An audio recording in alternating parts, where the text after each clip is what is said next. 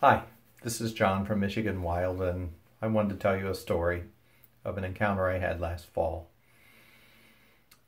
I was staying with some friends who own a campground in northern Ohio. We had a group of friends there for the weekend.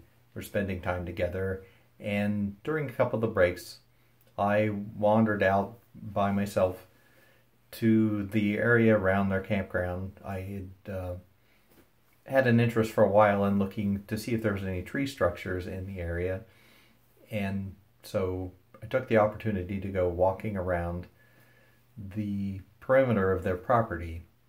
Most of their property is scattered woods and a lot of campsites, and so not much cover, but is surrounded by a deep forest of vacant land. And so I walked around the perimeter of their property, and crossing the fence went over into neighboring properties to look for a little bit, and I started noticing right away the entire place was just covered in arches. Lots of little tiny trees tied down in interesting ways, some compound arches. But the thing that really caught my attention in the end was toward the back of their property. There was a kind of almost like a wigwam or a dome shape made by trees that were all living trees that were bent over and woven together to form a large dome, maybe 10 or 12 feet in diameter. And one of the things that was interesting to me was that this was back in the woods from where their bonfire site was, where their campers would often gather and sing songs and play drums and hang out in the evening. So it seemed to me as if this little dome structure was basically marking a place where local Sasquatch, the group that must live there in the woods, would come and observe humans, listen to their carrying on around the campfire. So I decided I'd never confessed to them, these friends of mine, any interest in Sasquatch, even though I've been involved in field research for a long time. But I decided to take the owner aside and mention it to him, and I actually took him out and showed him what I was talking about. And he thought that was interesting, and was pretty open-minded about it. And he mentioned that they had had a caretaker living on the campground that had complained.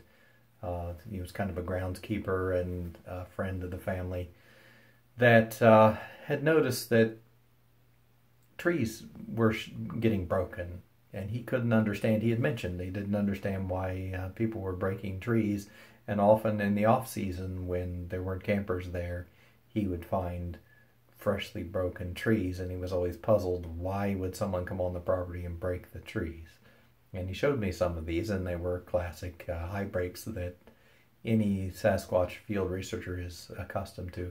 He also related a story that this friend had complained. He lived on he had a camper there on the site and would stay in it when he was staying there. And he complained one night that something had come in the night. The best guess they had was that it was a bear, although there are no bear in that area of northern Ohio that I know of. But he complained that in the middle of the night, something grabbed the handle of the door. It's like a grab rail beside the door to the camper, and had shaken the entire camper repeatedly back and forth while he was in there, and it really frightened him. And they had never concluded what that could be. But then my story pointing out that they had a group of Sasquatch living just off their property, while they were skeptical, they felt that could possibly explain some of the things that they had experienced. So that was about all that went on until toward the end of the last evening. We had all been staying up late, and there were just a few stragglers, and the wife of the man that owns the property, the couple, the wife, she was staying up late with me, and we didn't feel like going to bed, and the last of our friends were going to sleep, so she decided she would take the golf cart that they use and going on a little patrol of the campers and the property. And I hadn't mentioned anything about this to her. So we went, I said, well, I'll go along. And we got in the golf cart and went riding around here and there, and she was pointing out various things. And as we were heading back to the house, I decided, I was leaving the next day, I might as well mention to her. I said, I've been exploring around. This may be very strange to you, but I found this structure, this dome shape, and all of these arches out in the woods. And it was about 1 o'clock and 1:30 in the morning, actually. And to my surprise, I didn't think she would do this, but she said, well, let's go have a look. So we had a couple of flashlights, and we pulled the golf cart as close as we could to the edge of the woods, and then walked up a little trail leading to where I knew the dome structure was. And as we approached that area, to my surprise, there was a wood knock, really clear, single wood knock, back behind where I knew the dome was. And that stopped us in our tracks. And I said to her, that's them. That's what they do. It's knocking to indicate either to themselves or to us that they're there. And as we were talking about it, and suddenly, I confess, it didn't even occur to me that, I was interested in the tree structures. It didn't even occur to me that they would be there. But as we were standing there deciding what to do, a second knock came from our right, more to the side of us. And so she still wanted to see it, and we were only maybe 30 yards from it. So I set off into the woods. We're just looking around, and then we're going to leave. And we walked on over to the structure with our little flashlights. There was no more noise. We walked around the structure, had a good look at it. She thought it was really interesting. And nothing else happened, so then we decided to leave. So we walked back down the trail and got into the golf cart. And then as which happened to be to the right, in the direction much closer to the second knock. And as we were driving the golf cart, started back across the field near the bonfire area there adjacent to the woods, suddenly realized that there was this sound coming out of the woods, and she stopped the golf cart. And what it was a continuous scream. And I'm not sure that I heard it even stop for a breath, but it was just sounded like a large male kind of kind of sound coming out of the woods. And I honestly wasn't frightened. I was exhilarated that this was happening. And I jumped out of the golf cart. We were stopped there, and I said, so, do you hear that? She said, I absolutely hear that. I said, is that some kind of an owl? And she said, no, absolutely not. Never anything like that. And I was just pumped. And I actually stepped toward the woods, and I was screaming back. And it just kept continuously screaming. And this went on. It had to have taken a breath. But it was in the excitement, I didn't even notice. Honestly, didn't think to grab my cell phone. Didn't to record the sound. It just was too thrilled by what was going on. And eventually she said, well, we should probably go, because it just kept screaming. And so we got on the golf cart, and we headed back up the gravel road that leads to their house. And on the side of the property, there's actually wood. It runs right up to the house, and this driveway kind of runs along through those woods. And we drove back to the house and pulled up beside the house, and a lot of our friends there for the weekend, and there were a lot of cars parked, and they had a back deck. And we walked up on the back porch just exhilarated over what we just experienced, excitedly talking about it. So I decided I had to go into the house and see if any of our friends were awake so we could tell them. And I walked in, and one friend was just lying down. I said, hey, you've got to come out here. We've got a story to tell you.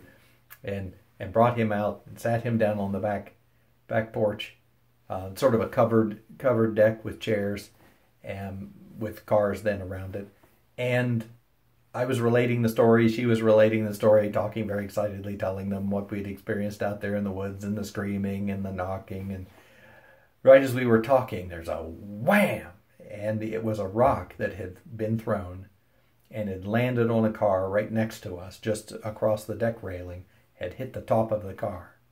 And I was like, that's them. They've pursued, so what they had done, one, I think, so the way I imagine it is that the one that was screaming was intended to scare us, to start running or to move away.